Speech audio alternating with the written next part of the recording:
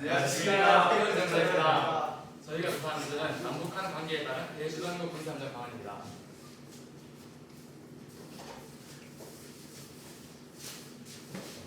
우선 오늘날 대한민국 국부는 기존의 전통적 위협에 비전통적 위협이 더해지고 끊임없는 경쟁과 함께 회색지대 분쟁이 일상화되는 등 갈수록 복잡하고 엄중해지는 안보 환경성에 놓여 있습니다. 미중 간 전략적 경쟁이 심화, 러시아의 우크라이나 침공 그리고 국제 질서의 유동성이 커지고 주요 군사왕국 간의 군비 경쟁이 심화되고 있으며 인태 지역에 대한 국제사회의 전략적 변화가 전개되고 있습니다. 이런 가운데 북한은 핵미사일 능력을 지속적으로 고도화, 다양한 수단과 방법으로 전략적 도발을 가능한 등 남북 간의 긴장 상황과 끊이지 않고 있습니다. 이러한 배경 상황에서 남북 관계와 그에 따른 한국의 대주변국 군사협력 실태를 조사하고 그에 따른 협력 방안을 제시하고자 남북한 관계 변화에 따른 대주변국 군사협력 방안에 대해 조사했습니다.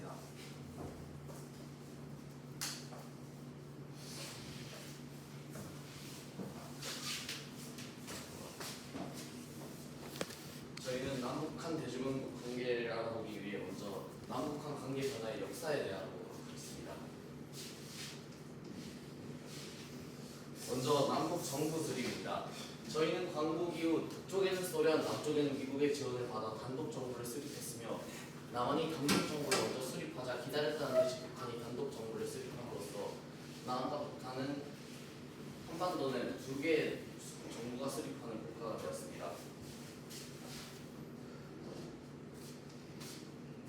먼저 남북 관계가 악화되는 6.25 전쟁을 알아보겠습니다.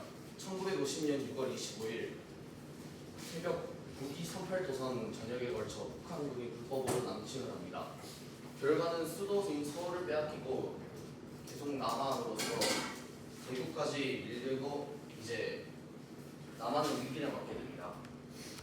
1950년 9월 15일 이 상황을 타개하기 위해 더글라스 메가더 장군은 인천 상륙작전을 계획하게 됩니다. 이는 성공하고 서울을 탈환하게 되는 계기가 됩니다.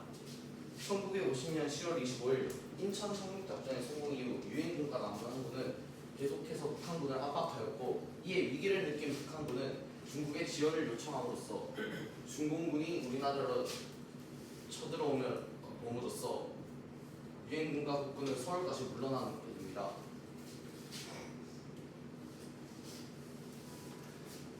1950년 11월 27일 장진호 전투가 벌어집니다. 이는 실질적으로 유엔군과 남한군이 서울까지 내려가는 계기가 됨으로써 되고 이 전투로 인해 전쟁의 상황을 알 수 없게 됩니다. 1950년 12월 4일 평양 철수를 결정합니다. 중공군의 개입으로 인해 유엔군과 남한군은 평양에서 더 이상 주둔할 수 없다고 판단하고 평양에서 철수를 결정합니다.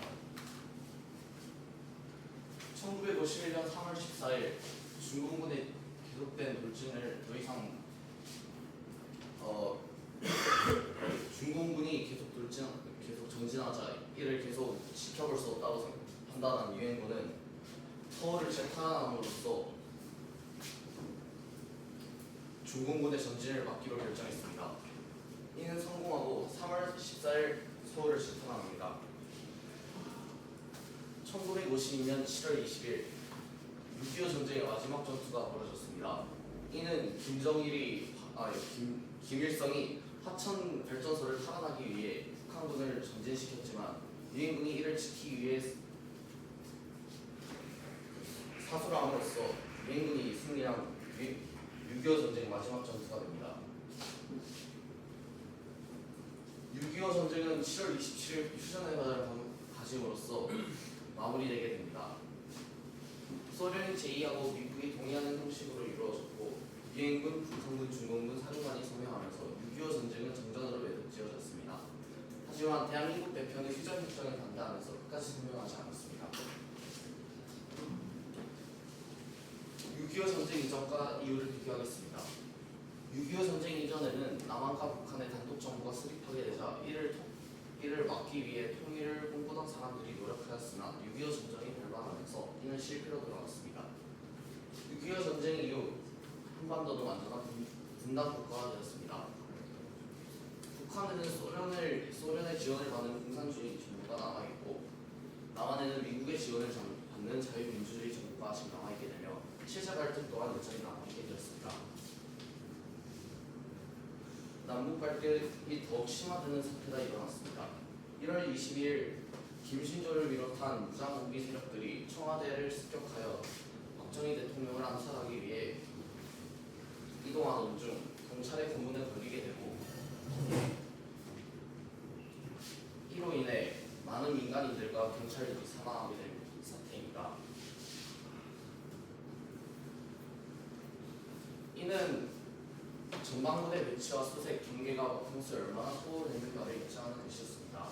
이로 인해 남북 갈등은 최고조를 거두게 되었습니다. 유찬아, 우리도 좀 봐줘. 네.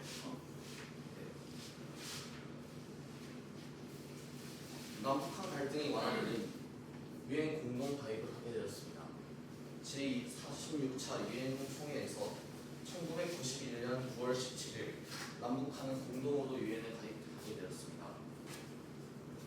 영문 표기에 따라서 160번째 가입국은 북한이 되었고 161번째 가입국은 남한이 되었습니다. 이 공동협의 동시가입을 통해 남북은 통일되어야 하지만 두 개의 국가가 실제한 현실을 반영하고 있었습니다. 이는 적대적인 관계를 벗어나고 완화하는 중요한 계기가 되었습니다. 햇볕 정책이라 불리는 대북 화해 협력 정책입니다. 이는 남북 교류와 협력 증진과 활성화를 목표로 하고 있으며 많은 대화와 협력 추구와 식량난 해결과 지원, 남북 기본 합의서 이행, 경제 노력을 성화, 그리고 이산가족 해결 노력을 비롯한 국비 통제 실현을 노력하기 위한 내용이었습니다. 이는 화해와 협력, 공존과 번영을 추구하는 한다는 평가를 받습니다. 2000년 남북 정상회담입니다. 분단 최초로 한국의 김대중 대통령과 북한의 김정일 국방위원장이 만나 차갑게 묻어있던 남북관계가 새롭게 시작하는 계기가 되었습니다. 6.15 남북 공동선언입니다. 2000년 6월 13일부터 15일까지 평양에서 역사적인 성공을 하였으며 정상회담을 가졌다. 남북 정상들은 분단 역사상 처음으로 열린 이번 성공과 회담이 서로 이해를 증진시키고 남북 관계를 발전시키며 평화통일을 실현하는 데 중대한 의의를 가진다. 평가하고 다음과 같이 선언한다라고 남북 인도선언서에 쓰여 있습니다. 2018 남북 정상회담입니다. 군사적 긴장 완화과 신뢰 구축을 목표로 회담을 가졌습니다. 비핵화와 평화 정착을 위해 노력하였으며 남북 정상회담을 정례하여 지속적인 교류를 다짐하였습니다. 회담을 통해 남북은 점진적으로 나아가는 모습을 보이는 듯 했습니다. 현재는 오불풍선이 날아오며 좀 악화되는 모습을 보이고 있습니다.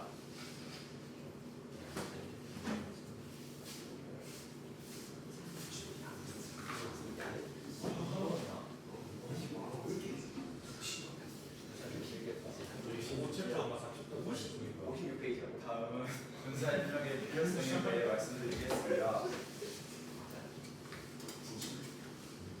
2000년 6월에 남북 정상회담은 한반도 평화에 필요한 게 좋지만 북한의 비동적 대응으로 평화 정착에 어려움이 있음을 확인할 수 있었고, 이에 한반도의 안정과 평화를 위해 주변국들과의 군사적 협력이 중요하다고 볼 수 있었습니다.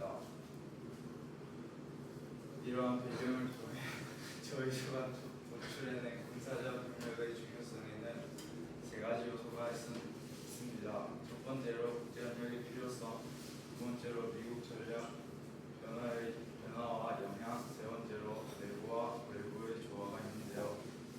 국제협력의 필요성은 남북 간의 협력과 함께 남한의 주변국들과의 군사협력이 필요하다고 볼 수 있고, 미국, 일본, 중국, 러시아 등 강대국들이 한반도 안정에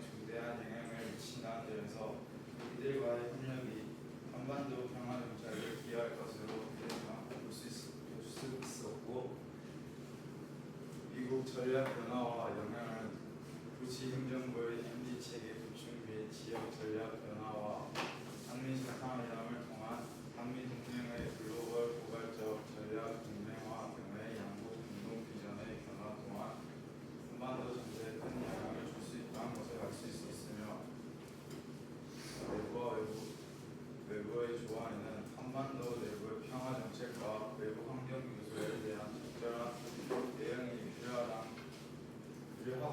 이를 통해 남북 협력의 기반을 확립하고 군사 협력을 강화할 수 있다고 볼 수 있으며 이처럼 한반도의 평화와 안정을 위해서는 군사적 협력이 필수적이고 주변국들과의 협력을 통해 군사적 안보를 강화하는 것 또한 중요하며 이에 대해 구체적 방안이 요구된다는 것을 알 수 있었습니다.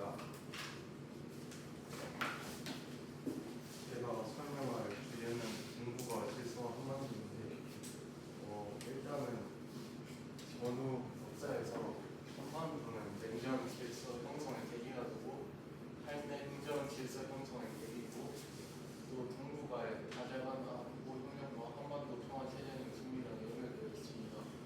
그래서 한반도가 해야 할 개선 방안은 한반도 평화 체제에 관해서는 평화 협정이나 제도적 형식이 중요하지만 실질적인 평화 정착 과정이 더 중요하고 실질적인 군사적 신뢰 구축을 통해 평화를 정착해야 하고 포괄적 관계 개선 바탕으로 평화를 관리해야 합니다. 그 다음은 이제 한반도의 상황인데 한반도 상황에 따라 주변 질서가 달라질 수 있고 또 동북아 국가들은 북한의 핵미사일 발사에 대하여 촉각을 감수하고 있습니다.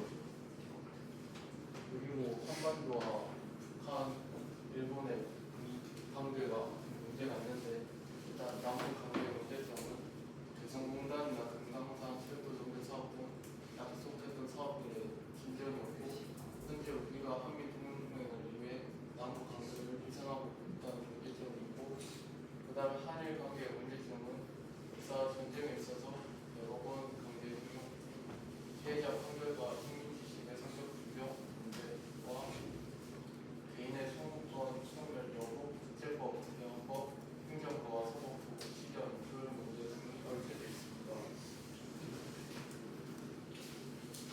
그 다음에 이제 한반도뿐만 아니고 국민 관계 문제도 있는데 미국은 북한의 구체적인 대안 없는 실무 접촉을 주장하고 북한은 선발 기대가 없는 실무 접촉을 주시하고 있습니다. 그리고 주변국들의 상황은 동북아 지역 질서 차원에서 중국은 일본을 능가하는 세력으로서의 모습을 보이고 있고 지역 행정국으로서의 지위를 얻기 위해 노력하고 있습니다. 그리고 세계 질서 차원에서 중국은 아직 미국을 능가하는 세력으로서의 모습을 보이고 있습니다. 그리고 동북아 지역 질서의 불안정성을 억제하여 관계를 관리하게 되면 중국은 세계 질서에서는 물론 동북아 지역 질서에서도 현상 유지 세력으로서의 외교적 자세를 취할 수 있고 남북 관계도 일정한 조건이 갖추어질 경우 대화의 분위기 속에서 북한을 제도적으로 변화시킬 수 있는 기회가 올 수 있습니다. 그래서 마지막으로 한국이 해결해야 할 외교 과제는 한반도 평화 체제에 대한 강력한 의지를 가지고 그 과정에서 동북아 행정 안보를 주도해 나가는 것과 한반도 평화 정책에 대한 전략과 기전 그것을 실천할 수 있는 의지가 중요합니다. 한국이 당사자로서의 전략과 의지가 있을 때 국제사회의 지원을 이끌어낼 수 있는 외교적 역량이 발휘되고 남북 관계의 정세 결정 권한을 갖고 북한을 설득할 역량이 필요합니다.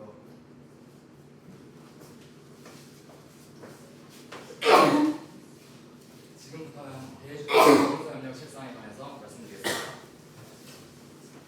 우선 한일 양국은 1994년부터 전례적으로 국방장관회담을 개최해왔으며 2009년 제14차 국방장관회담에서 한일 국방교류에 관한 의향서를 체결하여 양국 간 국방교류 협력의 기반을 마련하였습니다.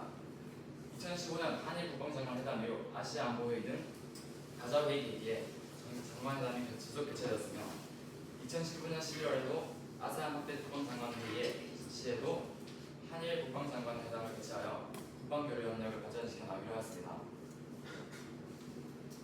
그러나 일본의 일부 세력의 왜곡된 역사 인식과 독도에 대한 영권 주장 등으로 양국 국방관계는 변화를 겪었으며 2019년 7월 일본이 안보상의 문제를 이유로 한국에 개최하고 지난 2023년에 종결된 수출 규제 조치에 대한 한일 무역 분쟁은 양국 국방교류 협력의 발전에 장요소가 되기도 하였습니다. 현재 국방부는 북한의 핵 미사일 위협에 대응하기 위한 한일, 한미일 국방협력에 대한 실무 차원의 노력을 지속하고 있습니다. 이러한 노력으로 2022년 6월 아시아 안보대화 계기에 열린 한미일 국방장관회담에서는 북한 핵미사일 위협에 대응하기 위한 한미일 안보협력의 중요성을 저인 2022년 9월 서울 안보대화 계기에 열린 한일 국방차관회담에서도 한일 국방협력 정상화를 위해 상호 노력해 나가기로 하였습니다. 다음으로는 한중 국방교류협력입니다. 한중 양국은 1992년 수교시 우호협력 관계를 설정한 이래 경제, 사회, 문화 등 다양한 분야에서 협력해오고 있습니다. 2008년에는 양국 관계를 전면적 협력 동반자 관계에서 전략적 협력 동반자 관계로 극상하였습니다. 2017년 12월 한중 정상회담에서 양국 정상은 한중 간 협력을 정치, 외교, 안보 등의 분야로 확대하고 다양한 수준에서의 교류 협력을 활성화해 나가기로 하였습니다. 한중 국방당국은 2018년 12월 국방교류협력 정상화에 합의하고 2022년 6월 싱가포르 아시아 안보회의 참석을 계기로 양국 국방부 장관은 3년 만에 대면회담을 통해 해공군 직통전화를 추가로 개통함으로써 양국 군 간 위기관리를 위한 소통수단을 확대하였습니다.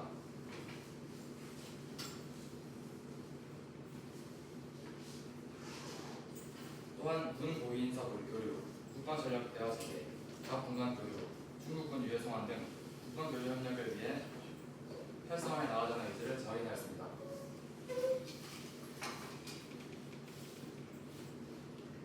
한편 한중 인접해 동역에서 우발적 충돌을 방지하기 위해 국방당국 간 다양한 회의를 통해 소통을 촉구하고 있으며 작전 부대 간 소통 전화를 활용하여 정보를 공유하면서 긴장 고조를 방지하기 위해 노력하고 있습니다.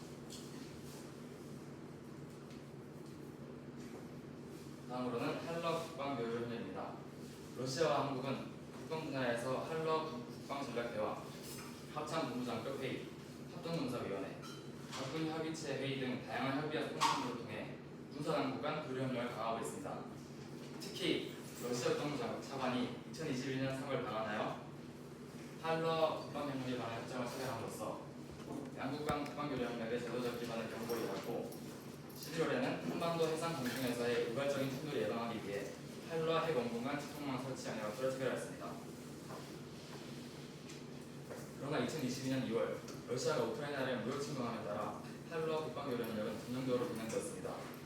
한국은 우크라이나의 주권, 영토 보전을 지지하고 있으며 러시아의 무력 침공은 유엔 헌장과 국제법을 위반하는 행위로 강력히 비판하면서 국제사회의 책임 있는 이론으로서 문제 해결을 위한 국제사회 노력에 동참하였고 러시아가 이에 반발하여 한국을 비우호국으로 지정하면서 국방교류 협력도 현실적으로 제한되고 있는 실정입니다. 다음으로는 대주변국 군사협력 방안입니다. 우선 한일 군사협력 방안에서 한일 양국은 가치를 공유하며 공동이익에 부합하는 미래협력 관계를 구축해 나가야 할 가까운 이웃 국가입니다.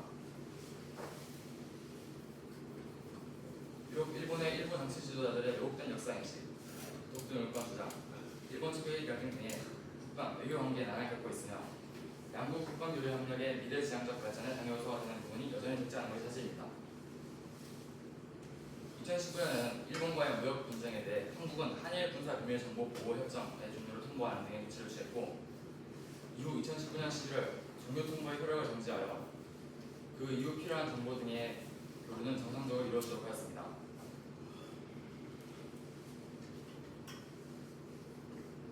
또한 한국 해군이 2022년 11월 일본 해상자위의 국제 관할청 행사에 함정, 소양함을 파견하고 자태평양 해군 심포지엄에 참석하여 일본을 포함한 세계 각국의 해군들과 국방교류 협력을 공고하였습니다. 이러한 사례들은 앞으로도 한일 국방교류 협력을 더욱 활성화하는 과정이 될 수 있을 것으로 볼 수 있습니다. 물론 이러한 공용적 관계를 위한 노력 속에서도 부정적인 면이 있긴 합니다만 앞으로도 한국은 일본의 역사이고 독도에 대한 불안한 영유권 주장 등 하나의 현안에 대해서는 단호하고 엄중하게 대처하는 한편 한일 공동의 안보 현안에 대해서는 한반도와 동북아의 평화 안정을 위해 미래지향적으로 협력해 나갈 것입니다.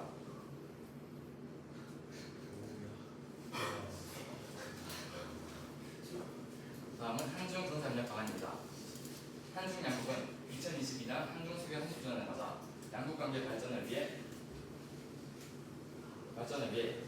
인태 지역의 번영과 평화를 달성하기 위한 주요 협력 국가로서 국제기관과 규칙에 입각, 상호 존중과 호혜를 기반으로 공동 이익을 추구하는 보다 건강하고 성숙한 한중 관계를 그려나갈 계획을 밝혔습니다. 그러나 2023년 한국이 참가한 G7 히로시마 정상회의에서 G7이 대만 해협의 평화 안정을 촉구하고 중국의 인권 상황에 우려를 표한 것에 대해 중국이 부정적 입장을 내리치는 등 한중 관계에 있어 마냥 긍정적 상황만을 기대하기에는 어려움이 있어 보였으나 2024년 한국과 중국의 고위급 협의체인 한중 외교안보 대화를 신설하는 해 상호 긍정적 관계 유지를 위해 노력하는 모습을 보였습니다. 이를 바탕으로 한중 국방당국은 군사적 신뢰 증진을 위한 전력적 소통을 강화하고 국방교류 협력을 지속하여 양국 관계의 안정적 발전과 한반도 및 영내 평화 안정에 기여하도록 노력해야 할 것입니다.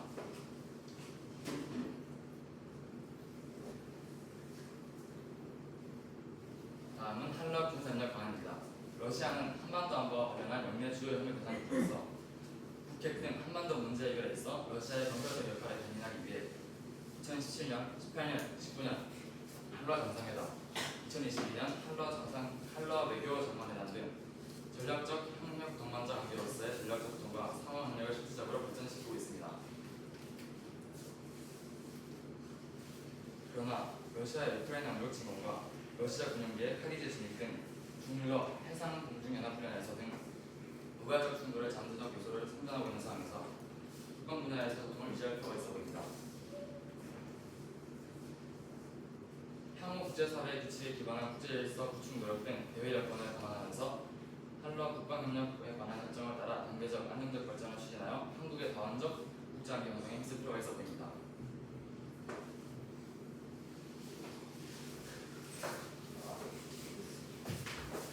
이 마지막이에요.